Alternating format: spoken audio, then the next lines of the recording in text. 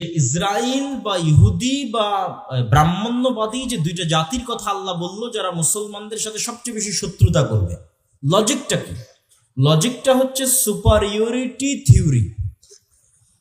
ইহুদিরা বিশ্বাস করে যে তারা চোজেন বাই দ্য গড, তথা আল্লাহর পক্ষ থেকে পৃথিবীতে বাছাইকৃত একমাত্র আল্লাহর সন্তান হচ্ছে ইহুদিরা, বলেন নাউজুবিল্লাহ।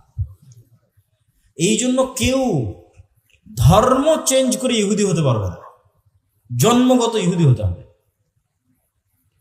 এই কারণে তারাবাদে, যেহেতু তারা চোজেন বাই দ্য গড, আল্লাহ কর্তৃক বাছাইকৃত আল্লাহর সন্তান, তাদের বিশ্বাস অনুযায়ী এই জন্য তারাবাদে আর বাকি পৃথিবীর সবাই হচ্ছে গরু, ছাগল, মহিষ, ভেড়া, বকরি অথবা পশু প্রাণী নয়, এদের জবাই করলেই কি, আর এদের স্ত্রী সন্তানদের ধর্ষণ করলেই কি। যেমন গাজার 50,000 মানুষকে হত্যা করে ওদের কোনো ফিলিংস কাজ করেনি, ওরকম 50,000 সুযোগ পেলে 50,000 খ্রিস্টানকে হত্যা করবে, কোনো ফিলিংস কাজ করবে না। কেননা তার ব্রেনে আছে সুপারিয়রিটি থিওরি।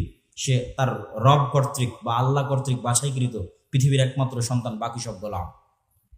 একই সুপারিয়রিটি থিওরি আমাদের পাশের দেশের ব্রাহ্মণ্যবাদীরা বিশ্বাস করে।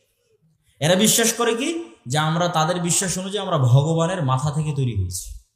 এই জন্য কেউ নতুন করে ধর্ম চেঞ্জ করে ব্রাহ্মণ হতে পারবে না। ব্রাহ্মণ জন্মগত হতে হবে, লিগ্যাসি বংশগত হতে হবে। তো ব্রাহ্মণরা কোত্থেকে তৈরি হয়েছে? ভগবানের মাথা থেকে তৈরি হয়েছে।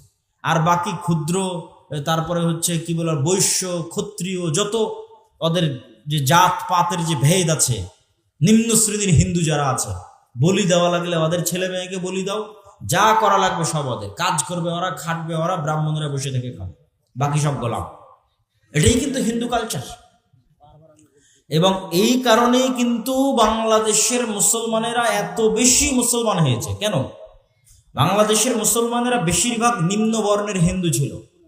যখন বিদেশ থেকে মুসলমানেরা এই দেশে প্রবেশ করেছে, তখন এই দেশের হিন্দুরা দেখেছে এর চাইতে সাম্যতার ধর্ম, এর চাইতে সমতার ধর্ম, এর চাইতে মানবতার ধর্ম, যেখানে রাজা কি, বাদশাহ কি, আমির কি, প্রজা কি, এক সিস্টেমে, এক কাতারে, এক মসজিদে, কেউ বলতে পারবে না যে এই মসজিদে ওই জায়গাটা আমার, কেউ আগে জায়গা না যাক, এই জায়গাটা আমার, এখানে যেন কেউ না বসে। কোনো ক্ষমতা নেই, রাজা বাদশাহ কারো ক্ষমতা নেই। মসজিদে যে যেভাবে প্রবেশ করেছে, সে যে যেভাবে জায়গা পেয়েছে, সে সেখানে বসবে, সে সেখানে সালাত আদায় করবে, পায়ের সাথে পা মিলাবে। এই যে ইসলামের মধ্যে কালারকে কেন্দ্র করে, জন্মগতকে কেন্দ্র করে, কোনো কিছুকে কেন্দ্র করে যে কোনো ভেদাভেদ নাই, যে রাসূল সাল্লাল্লাহু আলাইহি সাল্লাম হাদিসে বলেছে, লা ফাজলা লিআরাবিয়্যিন আলা আজামিয়্যিন ওয়ালা লিআজামিয়্যিন আলা আরাবিয়্যিন, যে কোনো আরবের ন্যূনতম প্রাধান্য নাই কোনো অনারবের উপর, কোনো অনারবের ন্যূনতম প্রাধান্য নাই কোনো আরবের উপর, কোনো কালো রঙের মানুষের ন্যূনতম প্রাধান্য নাই সাদা রঙের মানুষের উপর, কোনো সাদা রঙের মানুষের ন্যূনতম প্রাধান্য নাই কোনো কালো বর্ণের মানুষের উপর। এই যে বিশ্বের সবচেয়ে শ্রেষ্ঠ মানুষকে শুধুমাত্র আদম সন্তান হিসেবে ট্রিট করা। যদি জো বাইডেন, তো জো বাইডেনও আদম আলাইহিসসালাতু ওয়াসসালামের সন্তান। ডক্টর ইউনুস, তো ডক্টর ইউনুস আদম আলাইহিসসালাতু ওয়াসসালামের সন্তান। বাই বর্ন, জন্মগতভাবে রক্তের দিক থেকে এরা সমান। গায়ের রঙের কারণে, কোন বংশে জন্মগ্রহণ করেছে, কোন এলাকায়, কোন দেশে জন্মগ্রহণ করেছে, এর কারণে মান সম্মানের কোনো কমতি হবে না। মান সম্মানের কমতি হবে কাজের কারণে, কর্মের কারণে। তো যখন এই অঞ্চলের নিম্নবর্ণের হিন্দুরা দেখলো যে তো এর চেয়ে শ্রেষ্ঠ ধর্ম আর হয় না, তখন দলে দলে ইসলাম গ্রহণ করেছে। তাহলে ওখানে ইহুদিদের সুপারিয়রিটি থিওরি, এখানে হিন্দুদের সুপারিয়রিটি থিওরি।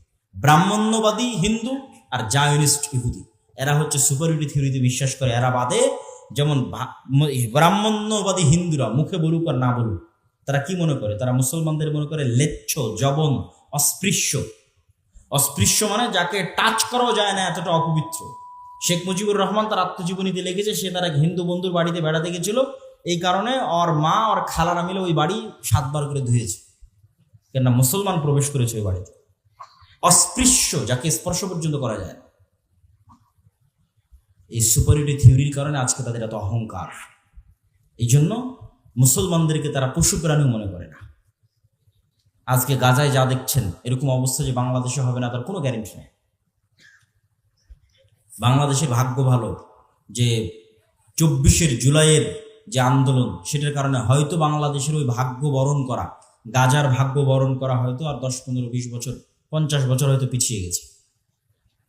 তবে মুসলমানদের জন্য সুযোগ আছে, বাংলাদেশের মুসলমানদের জন্য সুযোগ আছে, যে তারা যদি তাদের ঈমান, আমল, আকীদায় অটল এবং অটুট থাকে তাহলে এটার থেকে বাঁচতে পারবে।